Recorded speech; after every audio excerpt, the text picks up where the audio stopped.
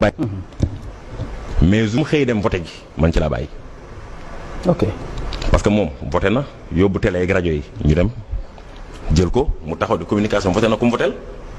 ah loolu moom xam na loolu moom Bougane mais ka mu voté. moo na takk fitam ne ñun ñëpp nañ ko voté. kan léegi même bu dee Anta Babacar Ngom la même bu dee Amadou Ba la man dinaa bàyyi nag bu dee Amadou Ba la même bu dee Amadou Ba la moo na wax ne voté leen Amadou Ba. munoo toog ci réew mi léegi caporal dafa mën li nga wax da nga koo xaw a ragal. dama ne Mass munoo toog aussi doo toog ci plateau bi di lay mi aussi Mass munoo toog ci réew mi ñu nekk. nga ne 22 candidats xaw ma 19 candidats kenn doyul ci. ok su ma déggee yenn waa gëm sa bopp yi toog ne dafa amoon benn parti bu waxoon nañ dem voteel PUR ñenn ñi nañ dem voteel Diomaye Faye loolu amul man j'étais au cœur ñi koy wax ñëpp waxuñu dëgg Bougane moo jël décision personnelle am.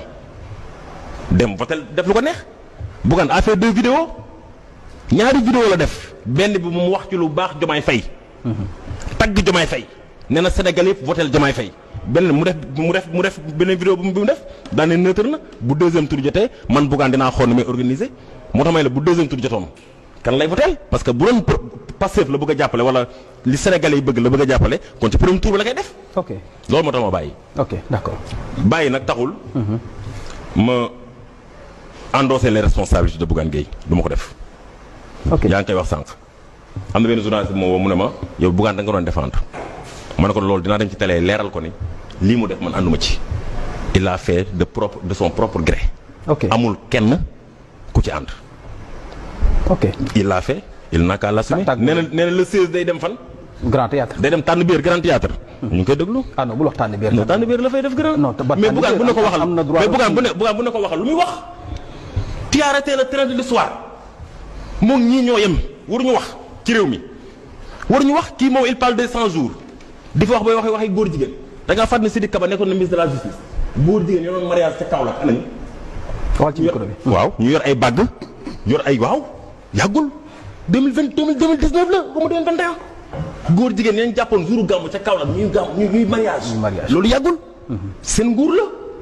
yéen bu ñu waxee góor jigéen da ngeen war a rangé wu def ngeen fi 12 ans mosu leen yóbbu loi buy wane ne da ngeen ko war a jëlee wàllum góor jigéen leneen de mooy yaa ngi wax wàllum bilan Diomaye man bilan Diomaye xam lu ma ci neex ci 100 jours mooy jàmm ji Diomaye indi ci réew mi ak investissement humain bi Diomaye indi ci réew mi yaa ngi wax jeunesse bi jeunes yi ngay gis ci taw bi ñu summeeku la ñu liggéeyoon ñu dem di ko mottali jeunes yooyu ngay wax bëgg yaa ngi wax Ousmane Sonko dafa demoon jaxase Sénégalais seen biir mais yéen bëgg a jaxase Ousmane Sonko ak Sénégalais mais Sénégalais yi ñoo leen ëpp mindset xamul tax jéem ngeen ci Sonko lu ne wax ci Sonko lu ne terewul Sénégalais yi fal ko kon war ngeen nopp yéen bu ñu leen wax leen amul leen lu ngeen wax leneen di Mass yaa ngi wax les dettes impayées yi ñu fekk suivi mi kan moo ko créé couverture maladie universelle kan moo ko créé du ñoom ñaata milliards ñu yoroon hôpital yi kan moo fay hôpital du Diomaye pour suivi mën a déclarer mën a démarrer bourse familiale bi ngeen def am bourse familiale partisan gis naa kër goo xam ne 10 personnes gis naa kër goo xam ne 10 personnes lañ ñëpp am chef de quartier ba doom yëpp am bourse familiale Diomaye fa fayu leen bourse familiale yàggul te yéen a ko demoon ba dagg ko yéen a ko yokk di jéem a sabote xam ne da ngeen di dem ngeen nañ ko yokk Diomaye bu dikkee bu ko joxul askan defal nank rek Diomaye bu ko joxul askan bi askan wi nañ jaar fi foofu mere ko loolu Diomaye réglé na ko defal nank bul dem leneen yaa ngi wax ci DER yaa ngi wax ci xale yi lan jeunesse bi war a liggéey ñu lu tax xale yi mënu ñoo liggéey yéen 54 milliards ci DER bi jël ngeen ko jox ko ñeent jeunesse yi ngeen ko jox jeunes yi ngeen ko jox ñëpp dee nañ ci géej gi. non quand même. 54 milliards DER. ñoo ko wax de. jël ngeen ko. jox ko ay jeunes yi ngeen ko jox yëpp dee nañ ci géej gi 54 milliards ya seey na moo tax ay nëbal wax na ko et li mu def noonu dama ko appuyé ci loolu parce que mënuñu di nëbal kenn fii kenn du fi nëbal kenn nga ñëw jëloo nit ki 2 millions. bindloo nit ki 2 millions signaloo ko 2 millions jëloo ko 200 000 ana 1 million 800 ya fa ngeen ko dugal di ngeen ko goxi leen yaa ngi wax affaire booy yooyu ñu jëlee ci chantier yi non ci chantier yeeg yooyu yaa ngi koy wax yéen a ngi fàttaliku yéen a demoon Thiès dem Mbourkat extension fekk ay borom kër yu fa nekk ngeen dajj fa 1000 kër benn ngor ci lañ ma tëjee woon kaso bu ko fàtte man lañ njëkk a tëj kaso ci bi ñuy dajji kër Mbourkat Thiès extension man maa dem photo woon kër vidéo woon kër Amadou Ba ñu toj kër yëpp bàyyi jabaru Amadou Ba ak rakku jabaru Amadou Ba seen i kër Amadou Ba seen candidat ci laa demoon nag yoon ak gorom yaa na ko yàlla waaw Amadou Ba xam ne li may wax ba muy woo commissaire naa ko affaire politique la bàyyi ko commissaire Thioub maa ngi toog ci bureau kon amu leen lu ngeen wax bu même bu ñu fi jëlee woon Sénégalais yëpp yéen a fekk ay borom kër ñu góorgóorlu ci seen i kër ngeen génne leen sànni seen i bagage ci kër mabal kër ya ba pare jël kër ya séddoo ko mooy mbuurkat ñii am fa ay 80 ñii am fa ay 300 terrain ñii am fa ay 100 hectares yéen waru leen a wax da ngeen di xaar yaa ngi wax ci wàllum RTS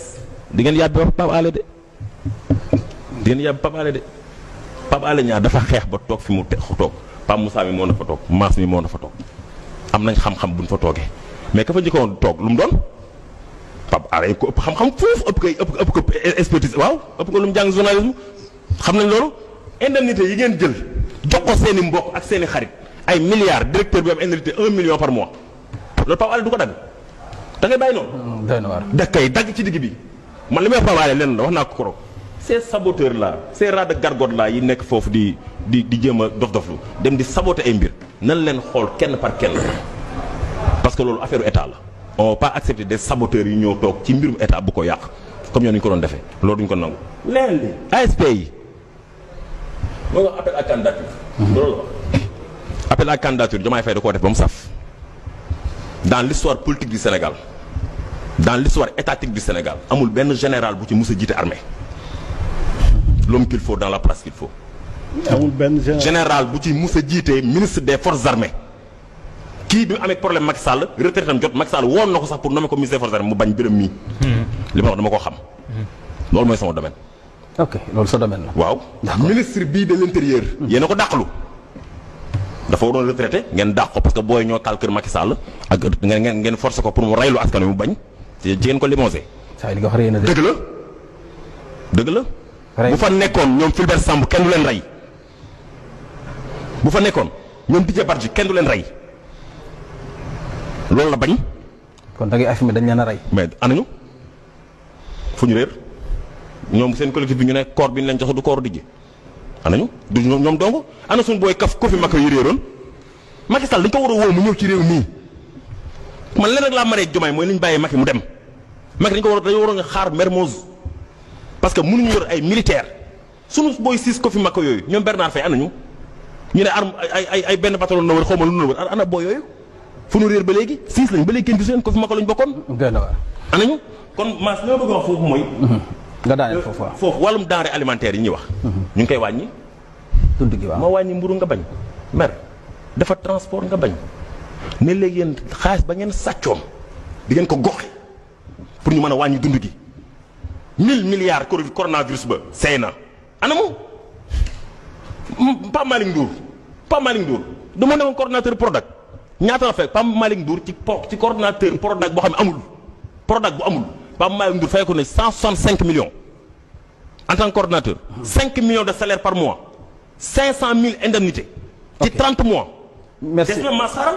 maa nga daaneel foofu ma. soo ko sim parce que moom dafa xaaral noo xaaral noo xaaral ma ñëw mais non vous êtes gentil. nga baal ma après